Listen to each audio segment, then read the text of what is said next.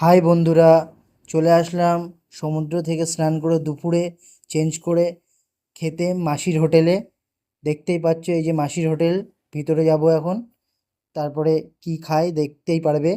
এই যে বোন জল ঢালছে 4টে গ্লাসে। এবার আমাদের ভাত চলে আসবে। আমরা নিয়েছিলাম সবজি ভাত, দাম নিয়েছিল 95 টাকা পার প্লেট।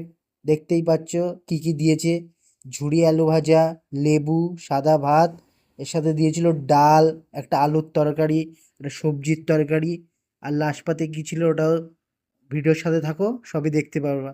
ঠিক আছে, অনেক লোক খাচ্ছিল কিন্তু দামটা একটু বেশি। ইয়েতে খাবারটা ঠিকঠাক, অতটাও ভালো না। তোমরা ঘুরে একটু তারপরে যেখানে ভিড় থাকবে যেই দোকানে, সেই দোকান থেকেই খাবে। ঠিক আছে, এই দোকানের খাবারটা তেমন ভালো ছিল না। ওই দেখো, আমি দেখতেই পাচ্ছ কেমন ডাল দিয়ে মাখিয়ে খাচ্ছি। ঠিক আছে, তারপরে সব তরকারি দিয়ে নিয়েছিলাম লাস্টে। এই যে তরকারি দেখো, সব টেবিলে সাজানো আছে। ওই দু রকম তরকারি, লবণ, লেবু। আমি একটা লেবু নিয়ে নিয়েছিলাম, দেখতেই পাচ্ছ আমি খাচ্ছি। এই যে ঠিকঠাক স্বাদ। এই যে সব তরকারি নিয়ে নিয়েছি, আলুর তরকারি, ভেজ তরকারি, সব কিছু রয়েছে। খাচ্ছি, আমার খুব খিদে পেয়ে গেছিলো, সমুদ্র থেকে নেমে খুব কষ্ট হয়ে গেছিলো। তাই তাড়াতাড়ি মানে খাবার জিনিসও খুব অমৃত লাগছে। লাস্ট প্লেটে দেখো, এই যে টমেটো আর হচ্ছে তেঁতুলের চাটনি। চাটনিটা দারুণ ছিল।